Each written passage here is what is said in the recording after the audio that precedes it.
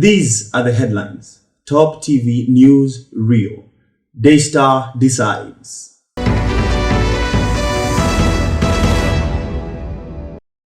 Empowerment in Machakos.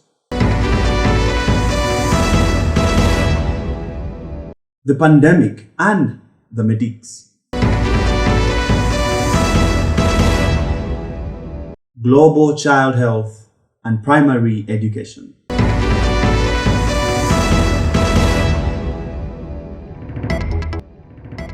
Now the news in detail. My name is Moses Wisdom Tibaje. Thank you so much for joining us here on Top TV News Reel. Thank you so much everyone that's joined locally and globally. We shall be here for the next half hour as we go through the news.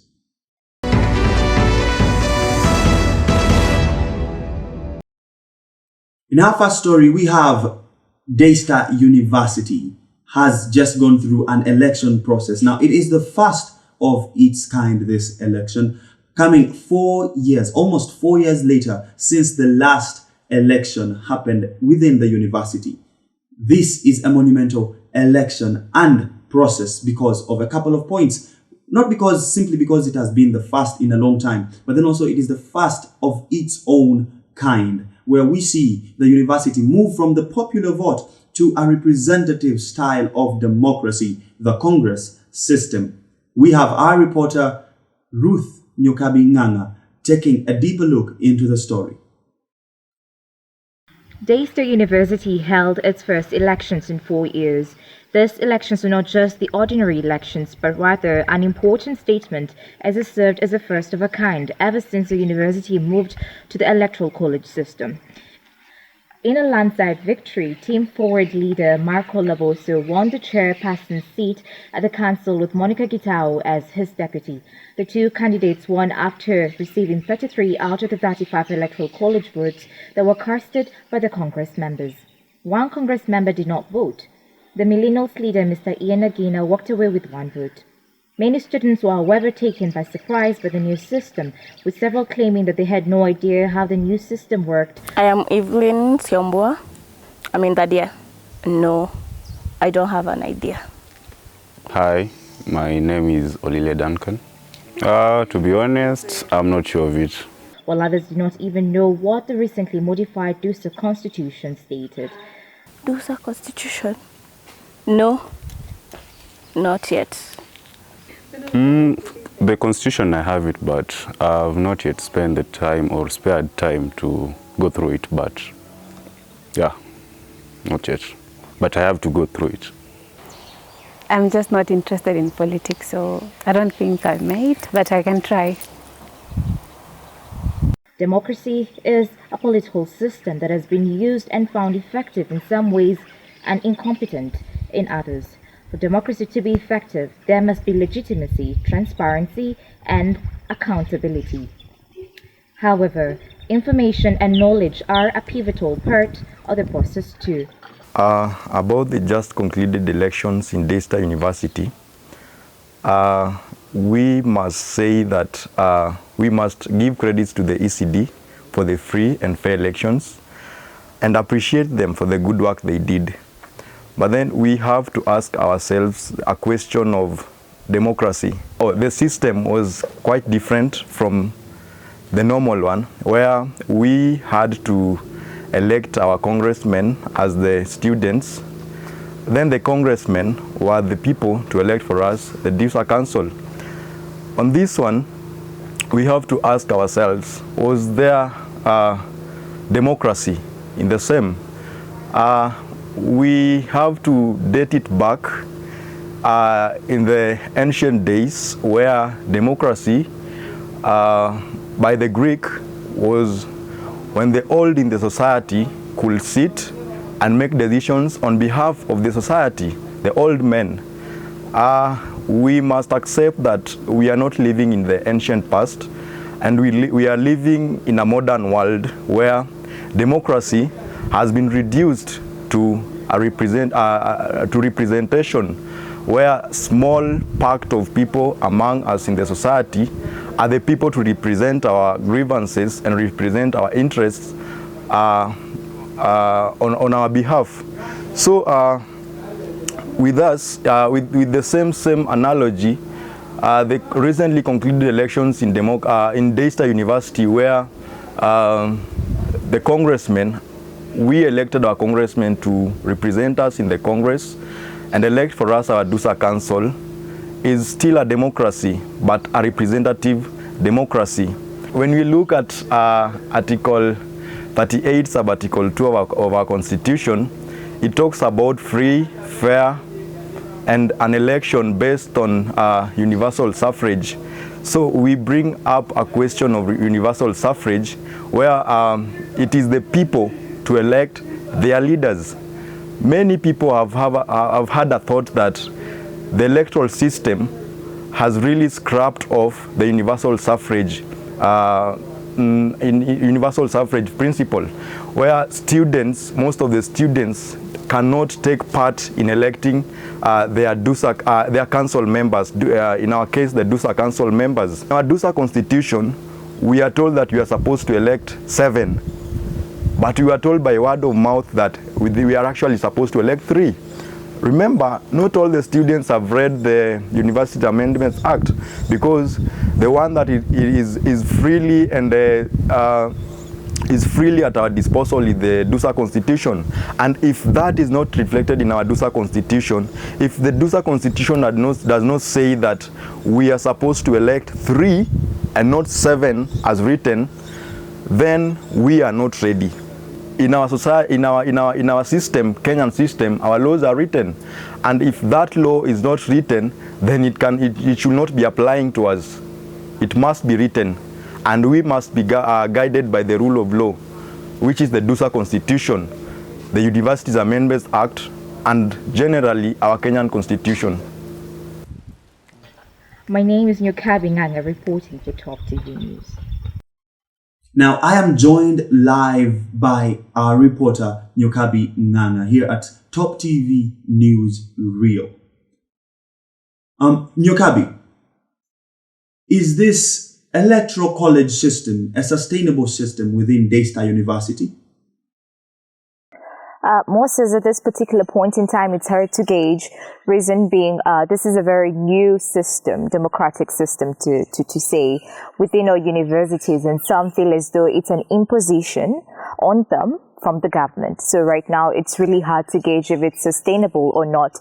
But from the start of it, many people are questioning the whole system and its truth and its structure. After a few years without an active DUSA body, what is the future looking like now that we have a newly elected regime of leaders in the university? To some, the future is grim. To others, the future is hopeful. I'll start with those people who said that the future is hopeful. Hopeful in the sense that given those years we never had a DUSA government, now that we do have a DUSA government, some are hopeful that at least we'll have things brought back into perspective. We'll have a bridge between the administration and the students. So to third, better things are hopeful. But to others, it's grim, it's gloomy, because many are questioning if, number one, the whole electoral system was fair, and many are also questioning the people who were brought into power. But still, it's hard to gauge, as I said earlier on. Thank you very much, Nyokabi. Now, I am joined by a political analyst within the studio here, and he's also a student at Daystar University. We would like to look deeper into the situation and have an insider conversation. Thank you so much for joining me, sir. Hi, my name is Hezbon. I'm a political analyst. Is the electoral college system a sustainable system within Daystar University from an analyst's perspective? Well, I don't think so, because I think the system, since it's new and so many people are not yet well conversant with how the system works, so it's a little bit, you can't term it as sustainable. People have to be educated about it, yes. And that is going to take quite a long time. How does this system work? You have said there is need for education, for information, Could you throw some of this education and information the people's way so that we could understand how this system works? Well, as we all know, this is a system that has been copied from the United States. This is where we have the general population electors, that's how we call them, electors who then eventually elect the president. So the system was developed in a way that they were trying to avoid, because as we all know, some voters are not really, they don't have enough information to elect people we call good leaders. So that's why we need electors, people who can represent people in a way that they are fully knowledgeable of all the systems and what they expect from the president. So that is the same system that has been copied into the Daystar system, where we have Congress people who elect the school president and the deputy president. So if we are working with a copy-paste system, you said we are copying it from the United States of America. What then makes this system suitable? Are we assured that for sure it is a suitable system for Daystar University, Kenya, even Africa at large? Well, given where we are politically in Africa, we're still battling. Democracy is not really what it is in other countries. Because in developing countries, we equate democracy to just having new leaders, right? But it's not really what it is. There's some forms of accountability that we've not yet reached. So the fact that we have a general election does not mean that that's democracy. Because as we've seen in different African countries, especially the East African community, where we have elections and we have the same people, there are poor systems in terms of electoral commissions and all that. So I think for Daystar, we are still a little bit far, and I wish we had a system that will help us do away with ignorance, because even Africa as a continent, we are suffering because of ignorance. People are not well educated about these systems. So it's just systems that exist, structures, but people are not aware how these structures function and how much we have the power to function in these structures. Yes. Indeed, you have mentioned a couple of the problems, and I want to agree with you absolutely. They make sense. But how then do we solve them? What is a possible solution for these problems? So the number way to fix the system is to engage with people, engage with students, let them know what should be expected out of a leader. You know, I hate the fact that every season, even given that Daystar is in Kenya, we have this system, national system, where people only show up when they need votes, when they need to be elected as leaders, but we never see them in other days. So people vote given on how much they know the people, how popular people are, instead of how much they can give policies that can transform people's lives. In Daystar, for instance, this is a student. This is elections for students. We need to get leaders who can speak for us. As Africans, we've been deeply dug into these colonial systems where we're not free to express ourselves. So if we had leaders who actually want to propel us to achieving creativity, achieving new things, like people who can make the system different, apart from just sitting there for the sake of being it, then that would be quite a development. But now, given that students are not, you know, some people, when you even talk to them about school politics, someone says, I'm not interested. I don't care what is happening. Yet we realize how much these decisions affect everything, literally everything that we do around school and around around our countries. The decisions we make politically involve all of us. So I'd suggest we have systems where people are educated, people take part, contribute, people ask questions where they do not understand and make critical decisions. Thank you so much for joining us tonight, Mr. Hesbon Orange, and being part of this news program and giving us your part of it.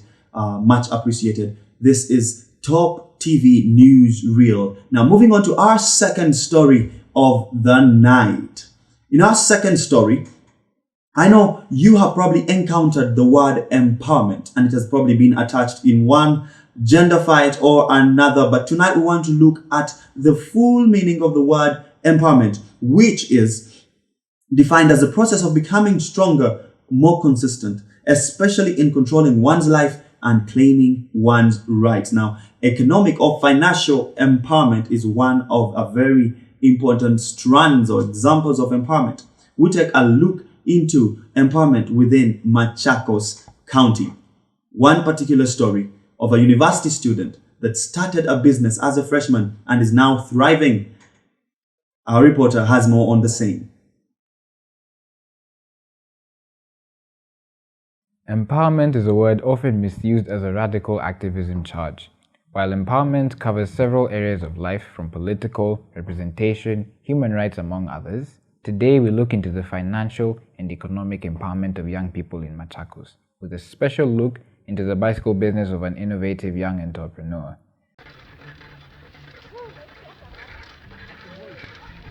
Noah is the founder of Noah Distributors, a company that deals in a number of services ranging from a clothesline to bicycles. Machakos is a dry place, however it has terrain that makes bike riding an extra adventure. The sunsets are a special favorite for the bicycle customers.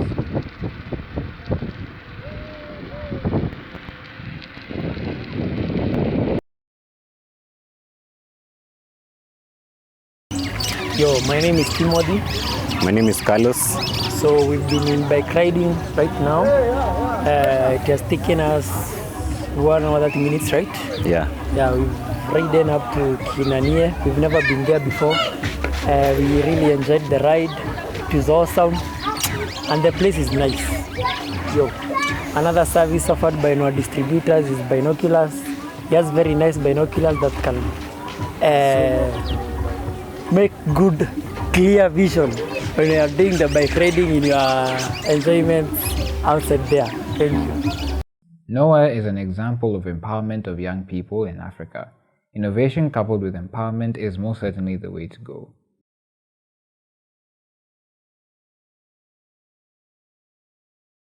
My name is Noah Karori, CEO and founder, Noah Distributors. Noah Distributors dealers in bike hiring and skates hiring. We also deal with, we have a clothesline for hoodies and t-shirts which I've designed. We also distribute acharis and mabuis around the school canteen and in the off-campus stores. I started way back when I joined Daystar as a freshman. I joined Daystar in 2017 and started in 2018 when I started selling water at a nearby restaurant just off campus at night from 11 p.m. to 5 a.m.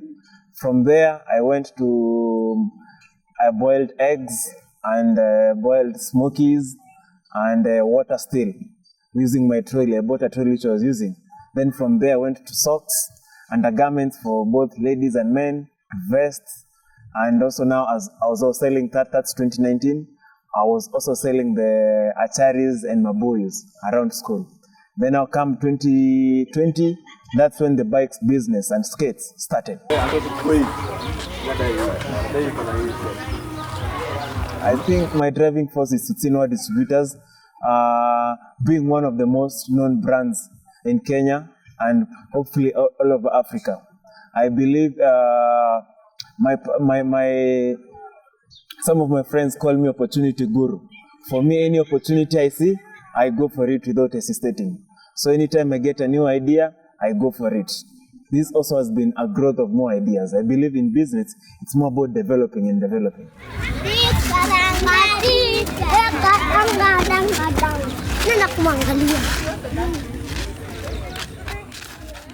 I think friends have been, the friends I keep have been supportive. Anytime we come up with a new idea, they're like, inaweza, you know, it can be, you know, friends are the people you tell first about the idea. So the friends I've been keeping, they've been helping me to push the idea forward when it comes to my mind and I talk to them about it. My mentor too, I have a mentor. They have also been very supportive about my journey so far, and it has been well. Of course, my major, I'm doing a business administration major. That has really catapulted me in the business because I've learned what to do. If it's accounting, keeping records, I've done some of units in accounting. So when I go to class, I'm able to apply what I'm learning in class in my business. So doing a business major course has really helped me to push my business forward, and also have a passion for business. That also has been quite a driving force for my business, because as you know, business is not easy. It's a challenge. Because I remember one day I was going to sell eggs with my trolley, and both back wheels came off, broke down, and it's at the middle of the night. At that point, I have 3 crates of eggs. I have 1 crate of water. I have kachumbari. I don't want to pour it. I have jiko. I have charcoal. I mean, it was quite a challenge, but with passion, it had to go down. I think empowerment comes from your passion. What's your driving force? What empowers you to do what you're doing? You see? So if you really are empowered about what you like and what you do, you'll go for it definitely. A week doesn't go without someone texting me and telling me, I love your work. You are inspiring me. And that makes me so encouraged and very motivated to move on with my business as I inspire more people. I feel like I've empowered people because most of the people have seen me grow. They have seen my journey. And when they see that, they tell me that it's possible for them to start something and grow gradually. I remember when I started selling, I didn't tell any of my parents. Actually, they just knew that I'm doing business when I started my bike business. All those years for like 2-3 years, they didn't know that I was doing business because I feel like it was my thing. There are those things that you just need to do without involving other parties, because as my parents, they want me to focus on studies alone, but I felt like I need to apply what I'm learning for it not to be so monotonous, just going to class, getting theory, you see. So when I was starting, I started with 720 shillings.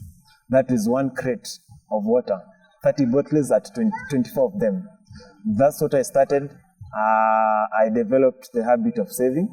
I used to save with the Daystar Cooperative. I think you've seen it just close to Amphitheater. That's what I used to save. And I remember in the year 2019, I saved from February to December by selling socks, water, and eggs. And I had saved the money enough to buy the first 3 bikes. From there, 2020, I continued with the business. I got a deal with Kenya Getaway during Corona, and that built up and added more bikes. This coming January, I also saved and added more bikes. They're at 11 bikes. If you have an idea, go for it. Just dive. You see how you dive in a swimming pool? Dive into it and see what's up. Just don't talk about it. Just start it and do it. And my mantra is, one thing always leads to another thing. So just do it. You never know the future. Go for it. They say if you give a man fish, you feed him for a day. Teach him how to fish, you feed him for a generation. But what happens when he knows how to fish but he lives in the desert? Why not give him the lake as well? In this our Africa, we have so many resources that if we were to use them for our enablement, it would give us a very bright future indeed. Teach the man to fish and give him the lake too. That is real empowerment. I am Tim, reporting for Top TV News. If you have an idea, go for it by all means. Those are the words of wisdom coming from an up and fast rising entrepreneur from Machakos County. Speaking of empowerment. Now, in our next story, we'll be looking at the effects of COVID-19. Now, this pandemic really has, we don't need telling. It has affected our social lifestyle. It has affected our finances. But what has been going on behind the curtains in the medical world, the world of medicine? When we come back after the commercial break, we will take a deeper look on what has been going on in the medical world, the story of the pandemic and the medics.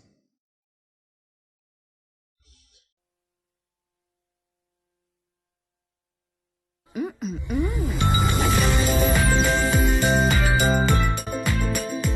Tuzo Yogurt Cup. Size yako, bei yako.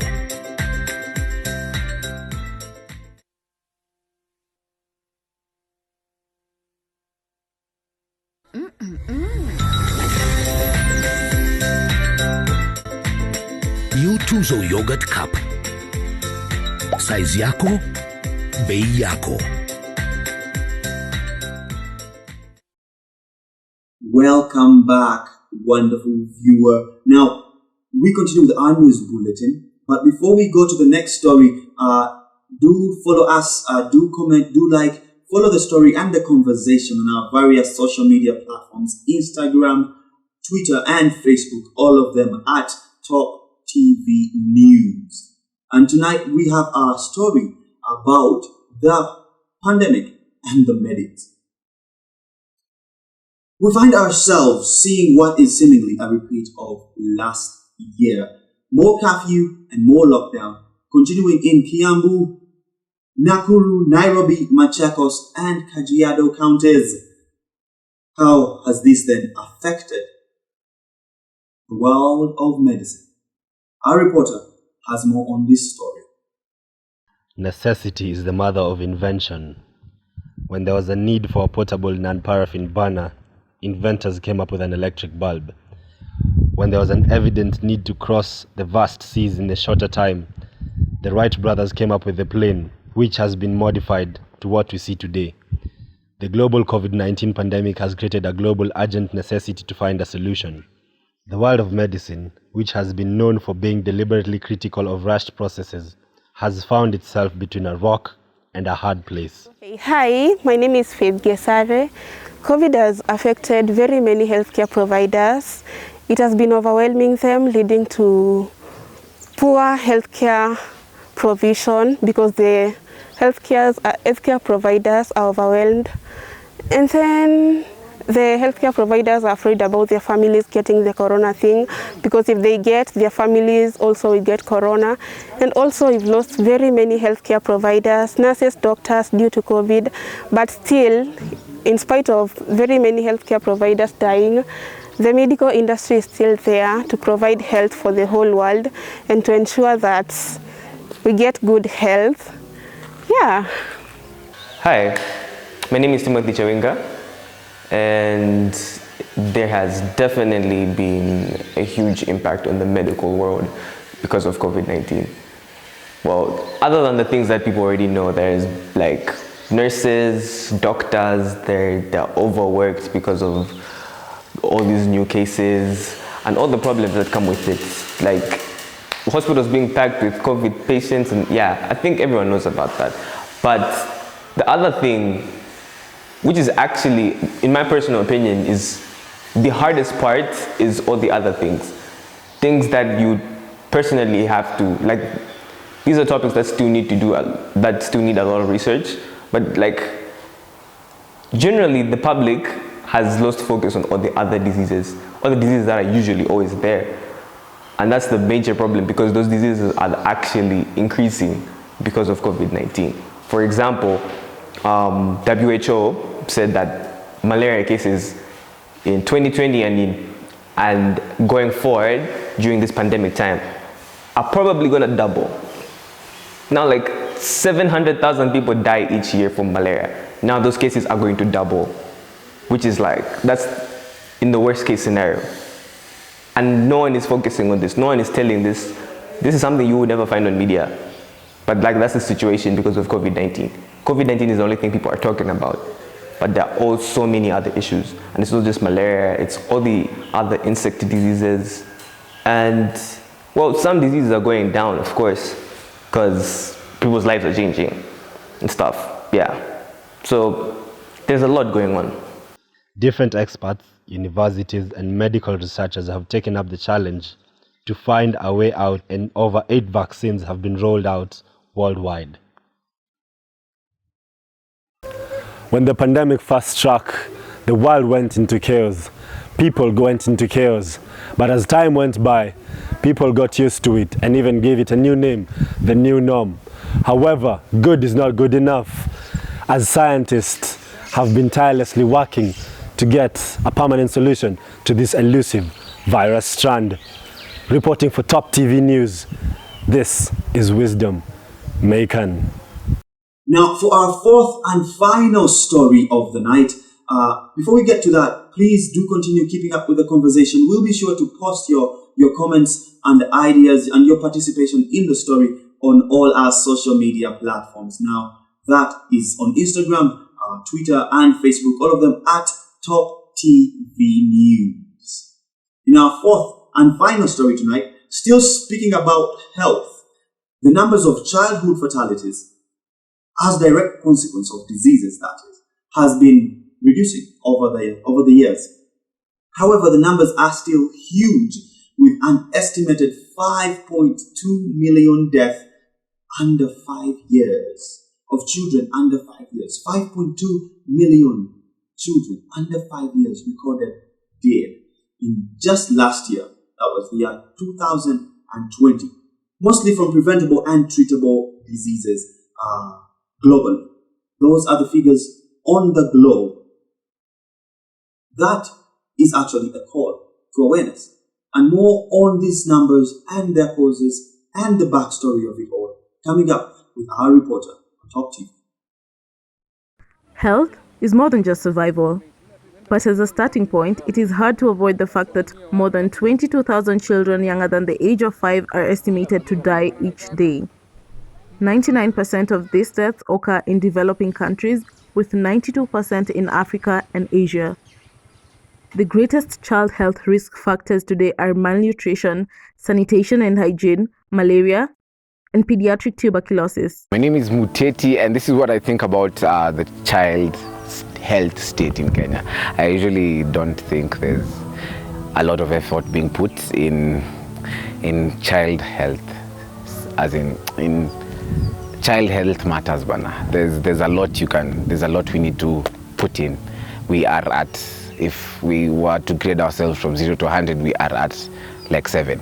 Recently, on top of the already existing stack, there has been the addition of COVID-19. Most children with COVID-19 have mild symptoms or have no symptoms at all. However, some children can get severely ill from COVID-19.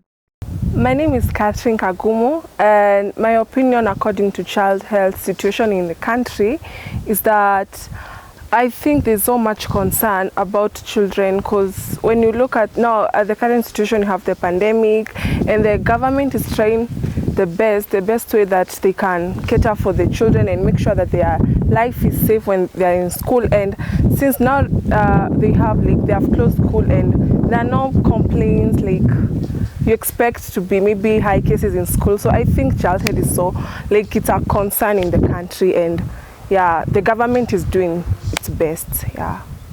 They might require hospitalization, intensive care, or a ventilator to help them breathe, and in rare cases, they might die. Children with underlying conditions such as asthma, diabetes, sickle cell might be at an increased chance of severe illness. A healthy mind is sustained by a healthy body.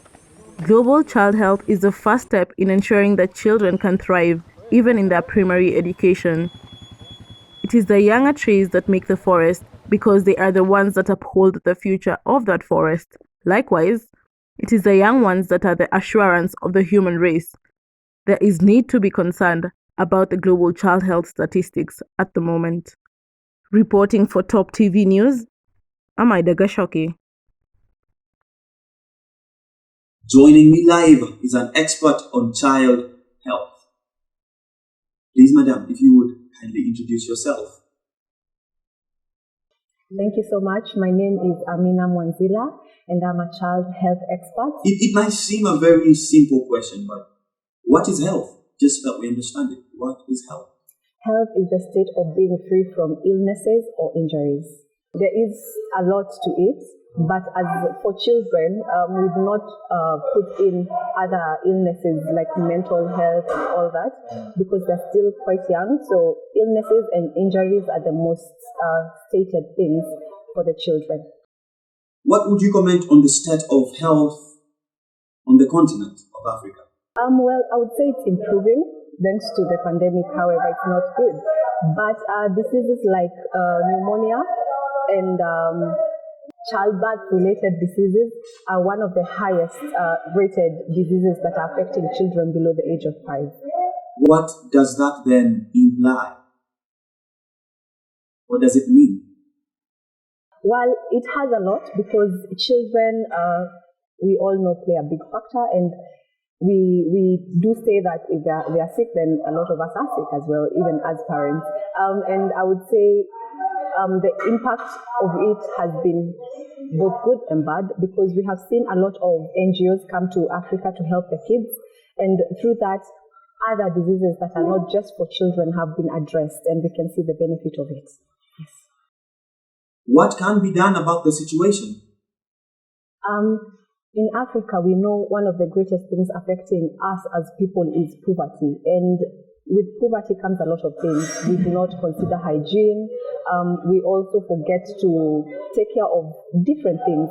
And children, being delicate people, we also forget to take care of them. So pneumonia being caused by viruses of something around the cold, we see they get affected by that. So getting good clothing and basic needs, basically for these children, would be a very big impact and change for the children as well. Indeed.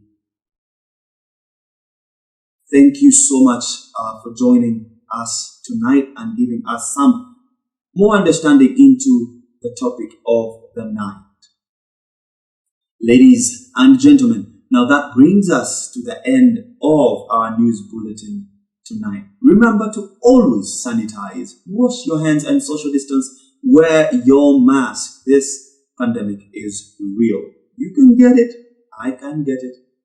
Anybody, everybody can definitely get it. Now that brings us to the end of our news bulletin. Same place, same time tomorrow. Have a blessed evening. Moses Wisdom reporting for Top TV News. Real